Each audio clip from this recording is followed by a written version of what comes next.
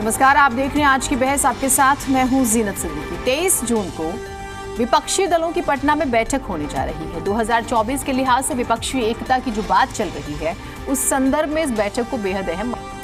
दिल्ली में केंद्र सरकार की ओर से लाए गए अध्यादेश को लेकर भी 23 जून को होने वाली विपक्षी दलों की बैठक को अहम माना जा रहा है। विपक्षी दलों की बैठक से पहले अब दिल्ली के मुख्यमंत्री और आम आदमी पार्टी के राष्ट्रीय संयोजक अरविंद केजरीवाल ने केंद्र के अध्यादेश पर कांग्रेस से अपना रुख साफ करने को कहा। केजरीवाल ने केंद्र के अध्यादेश को लोकतंत्र के लिए खतरा बताते हुए कहा कि 23 जून को होने वाली बैठक में सभी दल कांग्रेस पार्टी से अपना रुख साफ करने को कहेंगे। अब 23 तारीख की जो बैठक है, प्रश्न ये है कि वो अध्यादेश को लेकर है, विपक्षी एकता को लेकर है। अध्यादेश पर कांग्रेस क्या 23 तारीख को अपना स्टैंड क्लियर कर देगी? वो दिल्ली सरकार का साथ देगी, नहीं देगी? अच्छा, विपक्षी एकता पर भी जब बात कर ले तो विपक्ष का चेहरा कौन होगा? कौन किसके लिए कितनी सीटें कुर्बान करेगा? इन सब में कांग्रेस कहां रहेगी? कई तरह के सवाल हैं जिसके जवाब हम आज की चर्चा में तलाशने की कोशिश करेंगे, क्योंकि दिल्ली टू पटना किस दल का पूरा होगा सपना, यही सवाल है आज।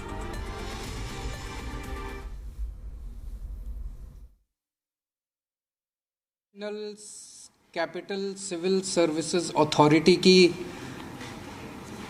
पहली मीटिंग हुई, लेकिन ये निर्णय पहला नहीं था। मैं थोड़ा सा उस पर एक्सप्लेन करूँगा। पहली मीटिंग हुई,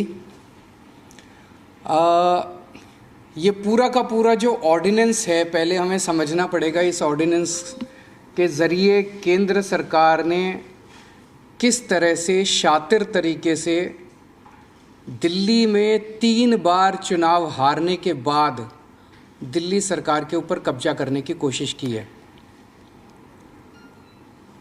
उन्होंने कई ऐसे प्रोविजंस इसके अंदर लिखे हैं, अध्यादेश के अंदर, जिसके ज़रिए मंत्री और मुख्यमंत्री, जो चुनी हुई सरकार है, जो चुनी हुई कैबिनेट है, उसके ऊपर हर जगह इन्होंने एक अफसर को बिठा दिया। अब डिपार्टमेंट्स में मंत्री की नहीं चलेगी, अफसर की चलेगी। अफसर को मंत्री का बॉस बना दिया। कैबिनेट के अंदर कैबिनेट की नहीं चलेगी, चीफ सेक्रेटरी की और एलजी की चलेगी। उसके ऊपर उन्होंने चीफ सेक्रेटरी को बिठा दिया। एक ये कहने को एक अथॉरिटी बना दी। अथॉरिटी के अंदर 2 अफसर केंद्र सरकार के होंगे और एक मुख्यमंत्री होगा। तो इसके अंदर मुख्यमंत्री के ऊपर 2 अफसरों को बिठा दिया। तो हर जगह इन्होंने अफसरशाही को सारा कंट्रोल दे दिया और अफसरशाही केंद्र सरकार कंट्रोल करेगी। अफसरों के ऊपर केंद्र सरकार का कंट्रोल होगा, सर्विसेज के जरिए और विजिलेंस के जरिए। तो एक तरह से केंद्र सरकार दिल्ली सरकार को अफसरों के जरिए चलाना चाहती है। हमारा देश एक जनतंत्र है, भारत एक जनतंत्र है, और संविधान, भारत का संविधान की मूल आत्मा यही है कि हम एक जनतंत्र हैं। जनता सरकार चुनती है और उस सरकार को काम करने के सारे अधिकार होते हैं, और वो सरकार, चुनी हुई सरकार, अफसरों के ज़रिए काम करती है। वो अफसर चुनी हुई सरकार को रिपोर्ट करते हैं। ये शायद दुनिया के इतिहास में पहली बार भारतीय जनता पार्टी ने ऐसा षड्यंत्र रचा है कि अब अफसर जो है वो चुनी हुई सरकार के ऊपर होंगे। क्यों? क्योंकि उन अफसरों के ऊपर केंद्र सरकार का कंट्रोल है। इस कांग्रेस से मैं उम्मीद करता हूँ सारी पार्टियां पूछेंगी उस मीटिंग में, भाई आप अपना स्टैंड बताइए। और मैं समझता हूँ कि सबसे पहला, उस मीटिंग का सबसे पहला एजेंडा होगा अध्यादेश, कि दिल्ली के अंदर जनतंत्र को ख़त्म करने के लिए, और मैं वहाँ सारी पार्टियों को समझाऊंगा, टेक्निकली भी कॉन्स्टिट्यूशन लेके जाऊंगा, मैं संविधान लेके जाऊंगा, कि आप ये ना समझें कि ये दिल्ली आधा राज्य है इसलिए दिल्ली के बारे में ये अध्यादेश आया है। ये अध्यादेश तमिलनाडु में भी आ सकता है, ये अध्यादेश महाराष्ट्र में भी आ सकता है, वेस्ट बंगाल में भी आ सकता है, पंजाब में भी आ सकता है। कंकरेंट लिस्ट की जितने सब्जेक्ट्स हैं, केंद्र सरकार अगर अब इसी तरह का अध्यादेश लाती है तो फुल स्टेट्स के अंदर भी कंकरेंट लिस्ट के सब्जेक्ट्स को वो ख़त्म कर सकती है।